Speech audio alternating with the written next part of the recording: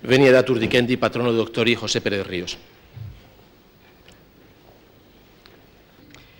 Magnífico y excelentísimo señor rector, excelentísimas e ilustrísimas autoridades, miembros del claustro universitario, señoras y señores. Comenzaré por manifestar que es para mí un excepcional honor y privilegio actuar como padrino de la investidura como doctor honoris causa de una de las personalidades científicas más clarividentes y globales en su visión del mundo del siglo que acaba de terminar. Me estoy refiriendo al profesor Stafford. Por ello agradezco profundamente a todas las personas y órganos de la Universidad de Valladolid que han intervenido en el proceso de aceptación de la concesión de este doctorado honoris causa por su interés en acercarse a una personalidad tan difícilmente clasificable como es el doctor Bier. El estudio de la obra enormemente extensa y profunda del doctor Bier, así como su aplicación en diversos trabajos de colaboración realizados con dos de sus principales discípulos, los doctores Marcus Schwanninger y Raúl Espejo, me permitió descubrir a un científico eminente, pero también a un extraordinario humanista. Su creación teórica, enormemente original e innovadora, tuvo siempre en el centro de su interés al ser humano y los problemas que le afectan, como se puede comprobar a través de su densísima biografía, alguno de cuyos hitos principales comentamos a continuación. Stafford nació en Londres. Después de sus estudios iniciales en matemáticas, filosofía y psicología en la Universidad de Londres, la Segunda Guerra Mundial truncó sus estudios al ser movilizado para formar parte del ejército inglés. Una vez reincorporado a la vida civil, trabaja durante 12 años para la United Steel, en donde creó y dirigió el primer grupo civil de investigación operativa. A este periodo corresponden sus innovaciones sobre modelos cibernéticos de la empresa, baterías masivas de paneles para control estadístico de la calidad, técnicas de simulación manuales, así como la invención de la máquina estocástica analógica. En 1956 se instaló en la United Steel una de las primeras computadoras dedicadas exclusivamente a ciencias de la dirección. El interés de Stafford por la experimentación e investigación sobre aspectos de la computación y el control, así como sobre las bases materiales del hardware de las computadoras, le llevó a la realización de experimentos con Gordon Pask sobre la utilización de microorganismos sensibles a la luz que eran entrenados para la resolución de ecuaciones. Durante este periodo desarrolla su investigación personal sobre neurocibernética y modelos matemáticos del sistema nervioso, que condujeron a la primera formulación de lo que se conoce hoy como Viable System Model, modelo de los sistemas viables. También corresponde a esta etapa la invención de diversas máquinas para el estudio de los procesos de adaptación, homeostasis y aprendizaje humano. Durante los años 1961 a 1966 desarrolla una intensa actividad como consultor desde la empresa Sigma, Science General Management, la primera consultora del Reino Unido dedicada a actividades en investigación operativa. En el periodo que va de 1966 a 1970, el Dr. Bier se convierte en director de desarrollo de la empresa International Publishing Corporation, entonces la mayor empresa del mundo en el campo editorial, llevando a cabo una intensa actividad en investigación y desarrollo que condujo, entre otras innovaciones, a la primera composición automática de páginas. En 1970 se retira de sus responsabilidades directivas y regresa a la consultoría, actividad a la que se dedicará durante los 20 años siguientes. En este tiempo desarrolla una amplia labor como consultor internacional, tanto para la industria como para diversos gobiernos. Uno de los trabajos más conocidos es el que realizó para el presidente Salvador Allende en Chile y cuyo objeto era desarrollar un nuevo enfoque cibernético para la organización y regulación de una economía social. El periodo que va desde 1990 hasta nuestros días está marcado por una actividad dedicada fundamentalmente a la investigación y desarrollo que condujo a la invención de la técnica denominada Teams Integrity. Además de su faceta como directivo y emprendedor, el Dr. Bier ha estado toda su vida muy vinculado al mundo universitario. Es profesor visitante en las escuelas de negocios de Manchester y Durham. Anteriormente había sido el primer profesor de sistemas generales de la Open University y profesor de la Wharton School en la Universidad de Pensilvania. Más recientemente ha sido profesor en las universidades de Swansea, Concordia de Montreal, British Columbia y Toronto. Ocupó además posiciones de profesor visitante en muchas otras universidades, entre ellas 12 en Estados Unidos. Actualmente sigue desarrollando su actividad docente como profesor visitante de cibernética en las universidades de Sunderland, Newcastle y Estocolmo. El Dr. Bier es presidente de la World Organization of Systems and Cybernetics y gobernador del International Council for Computer Communication. Ha sido presidente de la Operational Research Society. Entre los múltiples honores recibidos mencionaremos el Freedom of the City of London, la medalla de plata de la Royal Swedish Academy for Engineering Sciences, la Norbert Wiener Gold Medal, el nombramiento como profesor honorífico por la Universidad John Moore de Liverpool, los doctorados Honoris Causa por la Universidad Concordia de Montreal y por la Universidad de St. Gallen y el Doctor of Science por la Universidad de Sunderland. En el año 1999, la United Kingdom System Society le ha concedido la Lifetime Achievement Award Gold Medal por su sobresaliente contribución al pensamiento sistémico. Después de este recorrido forzosamente apresurado por la biografía de Stafford Beer, veamos algunos de los aspectos más sobresalientes de su monumental obra. Los dramáticos acontecimientos que vienen convulsionando a la humanidad están dando lugar a que cada vez se oriente más la atención hacia el carácter sistémico del mundo en el que vivimos. Las instituciones clásicas no sirven para mantener el nuevo estado de cosas bajo control. Los problemas son globales, pero las instituciones no, o al menos no lo suficiente. El problema que se plantea es cómo diseñarlas. Es aquí donde la obra del Dr. Beer se manifiesta en su plenitud. Después del éxito que habían tenido los grupos de trabajo interdisciplinares, que eventualmente se denominaron grupos de investigación operativa, durante la Segunda Guerra Mundial en la resolución de problemas que trascendían a la disciplina particular de cada uno de ellos, al terminar esta se extendió el uso de tales grupos para la resolución de problemas no militares. Uno de ellos, al que se uniría posteriormente el Dr. Beer, fue creado por Norbert Wiener. Este grupo reconoció la unidad esencial de un conjunto de problemas relacionados con la comunicación y el control, tanto en la máquina como en los seres vivos. Fue Wiener el que dio el nombre de cibernética a la nueva ciencia, a la que definió como ciencia de la comunicación y el control en el animal y en la máquina. El primer libro que publica el Dr. Beer es Cybernetics and Management, y con él se establece el nacimiento de la cibernética organizacional, es decir, la aplicación de los principios de la ciencia cibernética al estudio de las organizaciones. En él realiza una revisión histórica sobre el origen de la cibernética como ciencia y propone el concepto de sistema como alternativa al enfoque reduccionista dominante en la cultura occidental. En este trabajo argumenta por primera vez la posibilidad de diseñar científicamente una organización para que constituya un sistema dotado de capacidad de aprendizaje, de adaptación y de evolución. En el año 1966 publica Decision and Control, obra que trata sobre management y sobre cómo puede ser utilizada la ciencia en la resolución de problemas de decisión y control. En ella propone, una vez más, un enfoque holístico en contraste con el carácter fragmentado y parcial de la ortodoxia entonces vigente en el campo del management.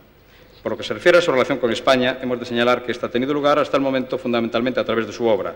Refiriéndonos concretamente a la Universidad de Valladolid, señalaremos en primer lugar la participación de esta en dos integraciones físicas, la First International Integration Conference y la primera integración sobre ciudadanía organizacional, y sobre todo en la primera integración electrónica hecha en el mundo realizada en 1995 y 1996, en la que 30 cibernéticos pertenecientes a 16 países y 4 continentes, trabajando a distancia a través de Internet, fueron capaces de preparar en 8 meses una publicación conjunta sobre la obra del Dr. Beer, editada bajo el título To be and not to be, that is the system. Este trabajo de colaboración a distancia sirvió para demostrar la utilidad práctica de la Teams Integrity y dio lugar a la apertura de líneas de investigación originales en nuestra universidad que han ido materializándose en diferentes proyectos de investigación a lo largo de los últimos años.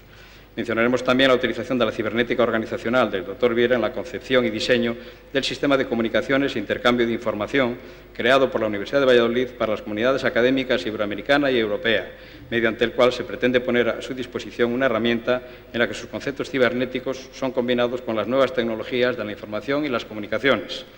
Para terminar, utilizaré las propias palabras del Dr. Beer cuando dice: un sistema autoorganizado debe estar siempre vivo y sin finalizar, ya que finalización es otro nombre para muerte. Confiemos en que la obra del Dr. Beer siga inacabada por muchos años. Al aceptar Stafford Beer formar parte del claustro de doctores de la Universidad de Valladolid, nuestra institución se ve enriquecida con uno de los científicos más sobresalientes que ha dado el pensamiento sistémico y la teoría de la organización, y cuya lúcida obra aporta un marco de referencia esencial, no solo para los estudios de ingeniería industrial, telecomunicación o informática, sino para todas las disciplinas que se imparten en nuestra universidad. Por todo ello, proclamo y manifiesto his de causis, peto gradum, doctoris honoris causa domino Stafford Beer.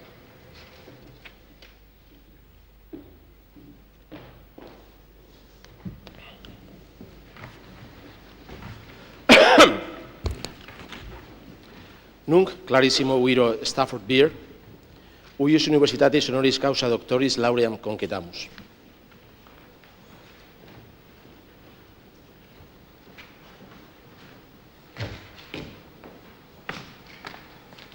Ad este.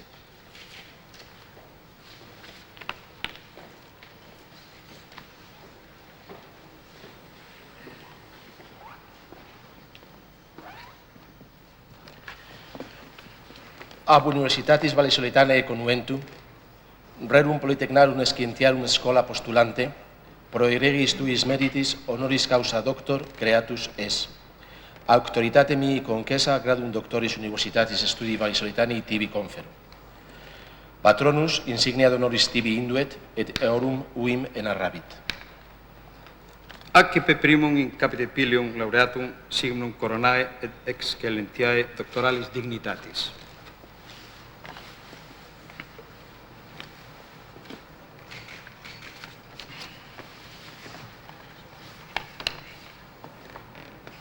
Accipe deinde annulum aureum symbolum tuae desponsiationis et dilectionis et perpetuae conjunctionis cum scientia cuius novus professor efficeris.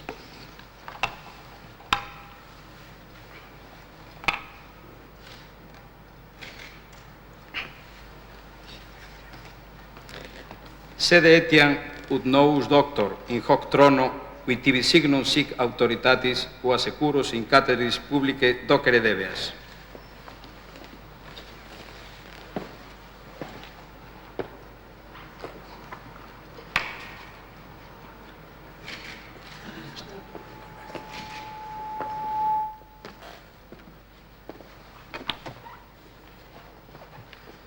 Accipe et librum scientiae ut intellegas quod studere et legere et profiteri debeas.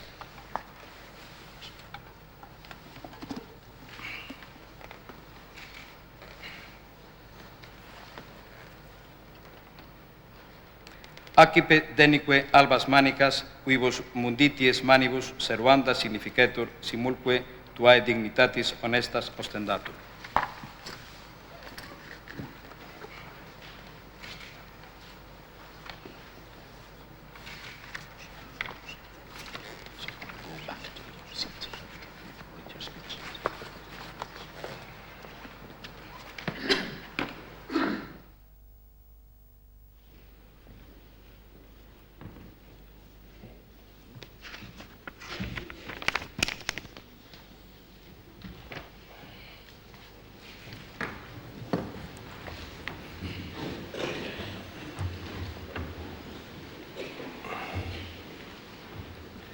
Venia datur loquendi domino Stafford Beer, ut orationem faciat uius claustri neundi gratia.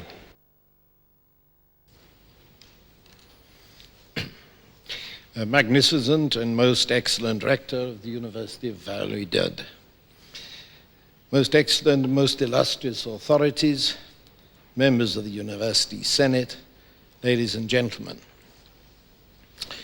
I wish that I could speak to you in Castilian, but it is almost 30 years since I last had occasion to use your beautiful language, and that was in circumstances of such stress that I still find it difficult to speak. On the 11th of September 2001, a crime was committed in New York that the world will long commemorate. I hope that the Spanish-speaking world at least commemorates that earlier 11th of September in 1973, the day of the Chilean golpe, when my compañero presidente Salvador Allende died and the people of Chile fell subject to decades of brutal suppression. Today, however, is a happier occasion. I wish to thank the University of Valladolid, which, following the proposal made by the Escuela Universitaria Politecnica, has bestowed on me the high honor of Doctor Honoris Causa. The subject to which I have devoted my professional life is cybernetics. I am all too well aware that most people have no more than a crazy idea what this is all about.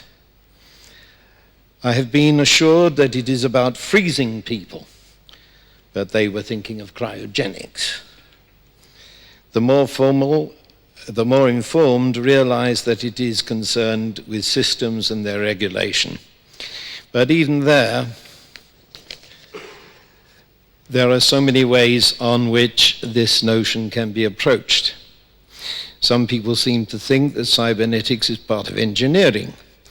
They reckon that feedback loops are involved and therefore focus on specific devices described by servo mechanics. Others have heard of systems of training through behavioral psychology and think of pigeons or rats running mazes. Even so, the most advanced types of control machinery we know about is surely found in the central nervous system of the human body. So they may go on to speculate that cybernetics is probably a branch of neurophysiology. All of these intuitions are true enough, but you might think rather localized. Let's face it, the modern world revolves around money and global markets. We might conclude that economics should therefore have the clue to its regulation in econometrics. But wait a minute, there might be a broader issue. Maeterlinck talked about the spirit of the hive, and Cagnetti talked about crowds. These anthropological concepts offer a more general and cohesive notion of system. Behind that idea, in turn, is arrayed a whole range of biological facts that certainly deal with regulatory phenomena. They encompass wide-ranging kinds, from the specifics of the potassium-sodium pump to the generalities of prey-predator balances. They discuss the whole epigenetic landscape, which leads in turn to unfolding the course of evolution itself. Mind you, this discussion is still humanocentric, and maybe we should start with ecology, which one can only suppose ought to be a thoroughly systemic science. Well, it's time to stop. The shocking thing is that there is truth in every of these notions, and the reason is because cybernetics is an interdisciplinary subject. It must be complicated. If I may be allowed one joke in a dignified discourse, it concerns 3 men who are about to be executed. The prison governor calls them to his office and explains that each will be granted a last request. The first one confesses that he has led a sinful life and would like to see a priest. The governor says he thinks he can arrange that. And the second man explains that he is a professor of cybernetics. His last request is to deliver a final and definitive answer to the question, what is cybernetics? The governor accedes to this request also. And the third man, well, he is a doctoral student of the professor. His request is to be executed second. The great schools of a great university are valued, even revered, for their scholarship, but they do tend to suffer from a hardening of the faculties.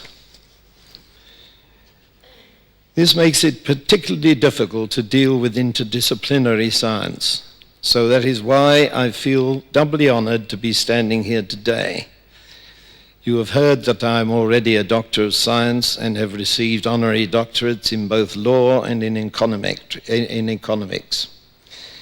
But you are according me something I regard as more special. The doctorate of the university, rather than a particular faculty of the university, somehow recognizes that knowledge is a unity. This is something that I've believed all my life, but I, a fact, find difficult to bring home in a basically reductionist world.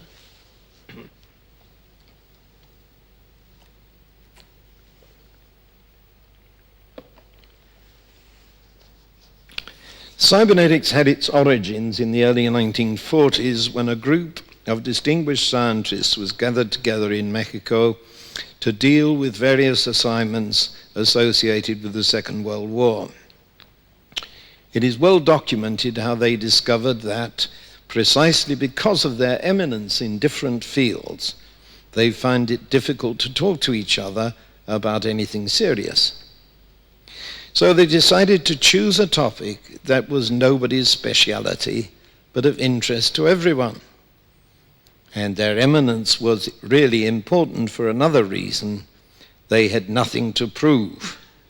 They decided to discuss the nature of control.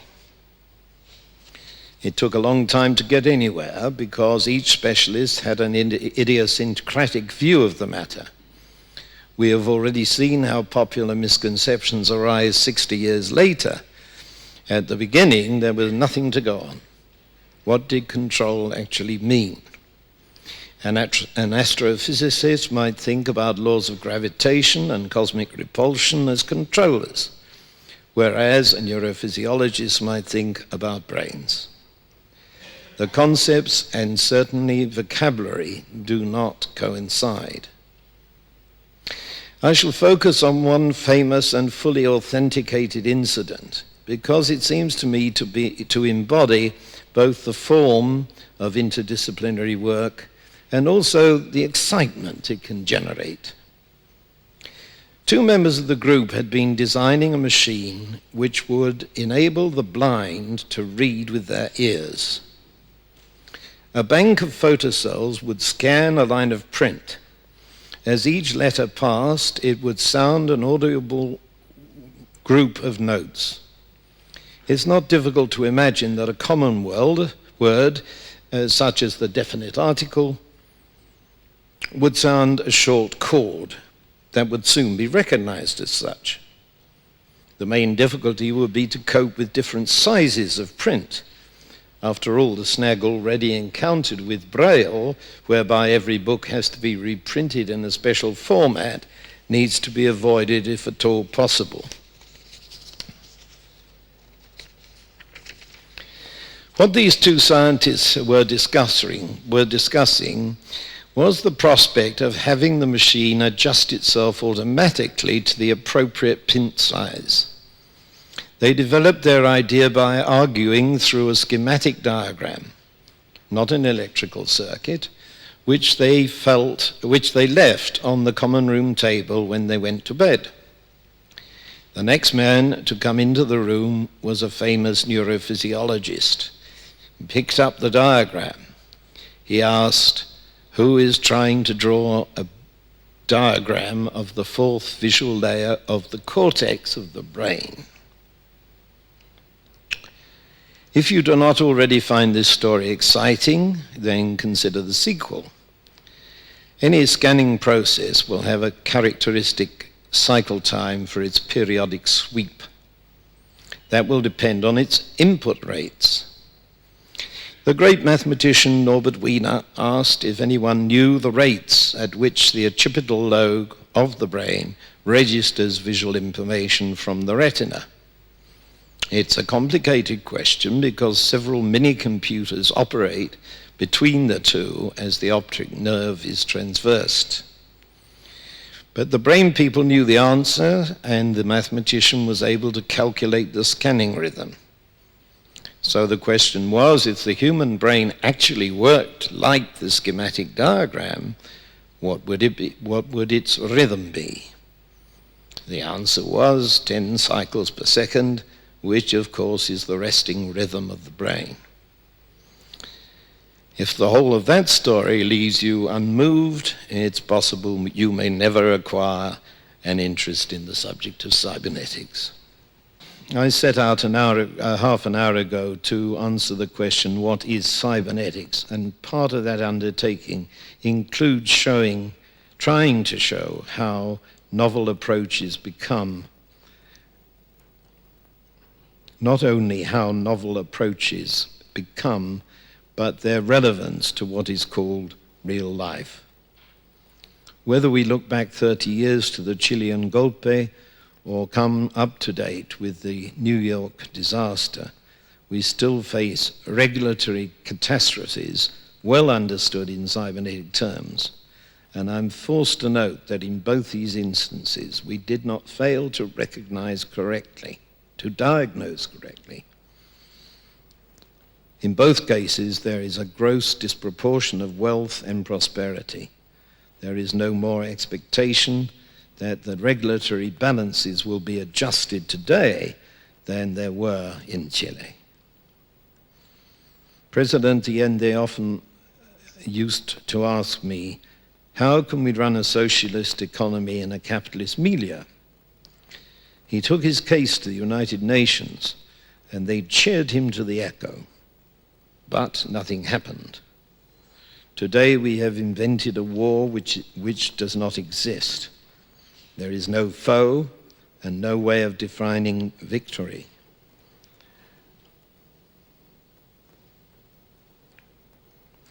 Allies are expected to go into battle against an abstract noun and to assault any nation unwilling to mobilize such folly. But still the cheers echo.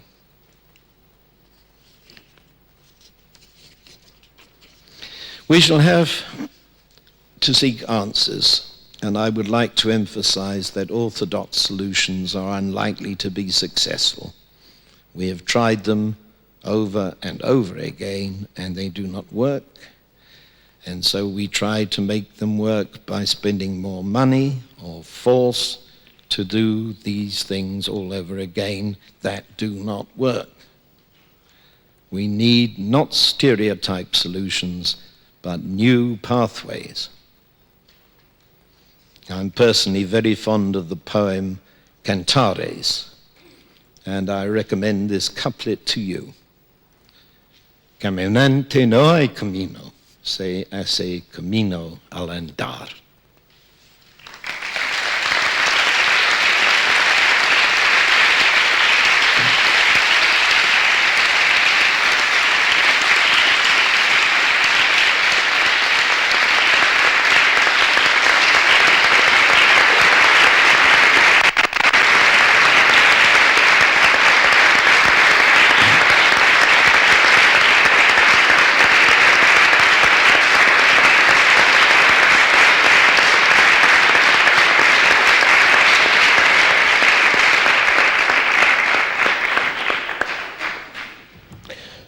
Nunc veni et iusiandum presta, quod atea cipian in nomine universitatis.